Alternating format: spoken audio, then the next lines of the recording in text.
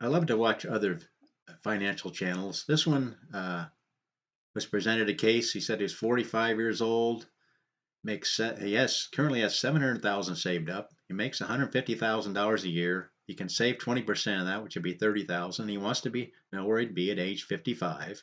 He also full Social Security age. He would get 2,800 a month. So this individual, this channel I was watching, they're going to run it at 8%. So just listen to what this individual had to say. Market. Well, the market's averaged 8% for the last 50 years. Actually, 10%, it's 8% with inflation.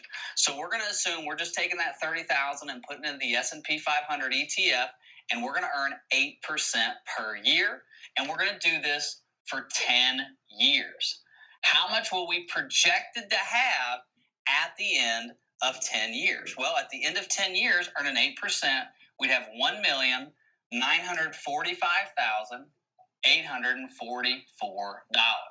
That's just plucking away $30,000 a year for 10 years. So now we know this is how much we will have at retirement. But what happens if we don't earn 8%? We want to look at what if we earn less than what we're projecting? Well, if that number were changed to 6%, we'd have 1,649,000. And if that number was 4%, if we earned well below what the market's averaged or the market didn't average, it would be 1,396.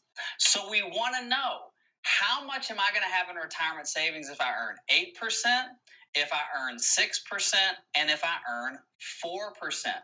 So as you all know, I love to run numbers. And this is a scenario he's given us 700,000, the individual saving 2,500 a month, and after 10 years you'd have 1.945844, giving an 8% return, 6% return. You have 1,649,000, which is what he said, and he also ran it at 4%. That's what we do on this channel. We run all kinds of different numbers. At 4%, we'd have 1,396,000. Now he does an interesting thing, though. He goes back to the 8% amount, 8%. And that was 1,945,844. And that's the one he starts looking at when he goes to the retirement stage. But that's using average return.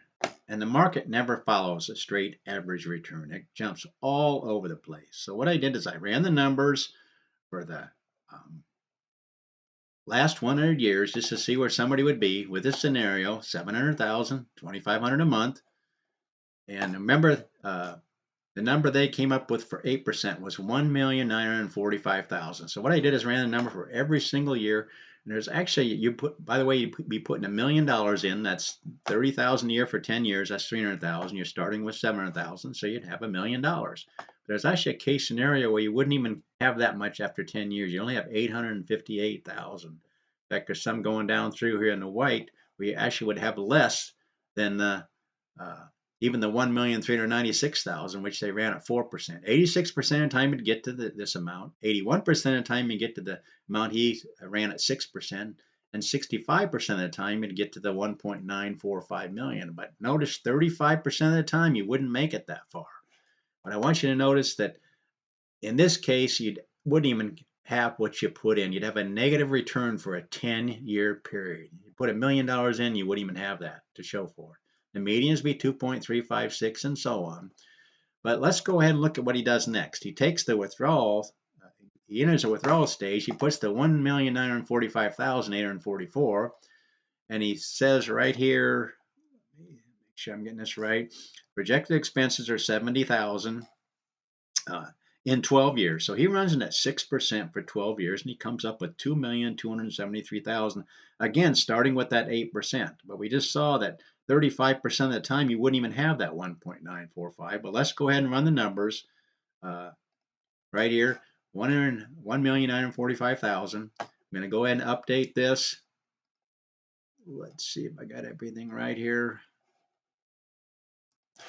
Using that number, that 8% number right here, you're going to be in just fine shape withdrawing. Oh, we need to update this to 5.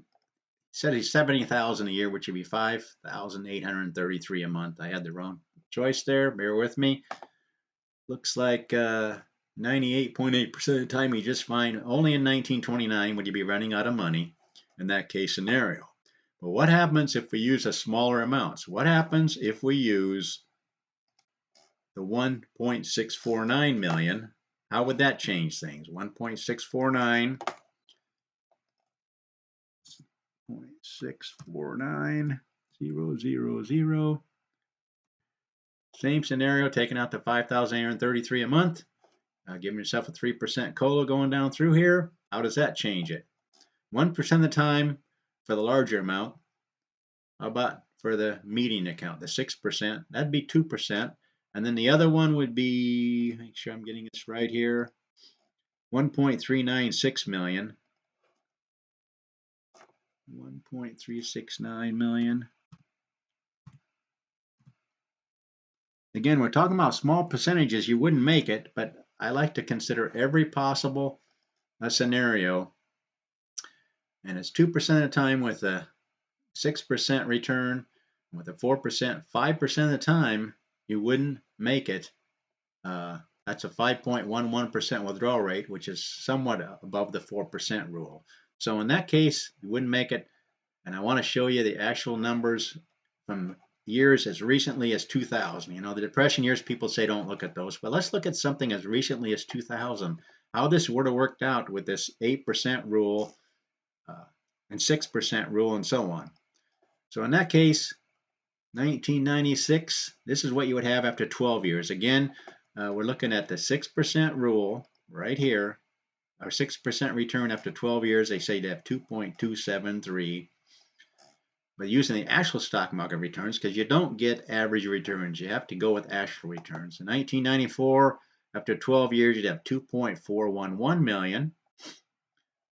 About 1996, 2.580, still more than the 2.273 they're running with the 6% return.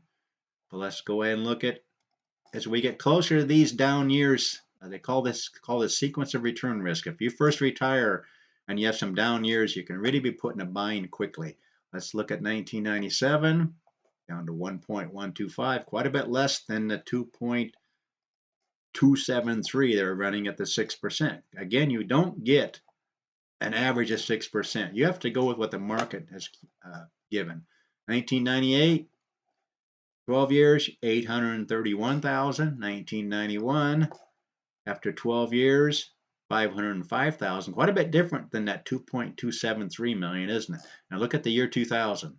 In the year 2000, with this scenario, because you had these 3 down years starting out, you would be out of money in the 18th year. Is this rare? Yes. 95% of the time you make it just fine. Here's the actual graph. No problem. But there's that one right there, and also the Depression years. We could look at those numbers. But that's why I hesitate to use average returns. I like to use actual returns. And that's what we do on this channel, because we figure it's probably going to be within this range somewhere between the worst case scenario, the 30s and the 2000s, and some of the best case scenarios. And you get everything in between. So you're going to get some kind of a range. Here's a range for a 20-year period. Lots of times you'd have well more, way more than what you started with. But again, he's running at the 1,900,000 right here. He's running it at this amount after after 10 years. Well, what happens if you only got 6% or 4% or something in between? What happens if you just got 858,000 after putting in $1 million because you had some down years? What happens if you only have 1,058,000 or 1,141,000? But he's running it at a lot higher amount. He's running it at 1.946 million, 1.945 million. I think it's better to use actual returns rather than average returns. But that's what we do on this channel. We run numbers for people. Please consider subscribing. Please share this channel with friends. Let them know there's a channel out there that will run numbers for them. And we use actual returns because we think that's better than average returns. Again, because we don't think it's going to be any better or any worse than what's happening in the last 100 years. Thanks for watching.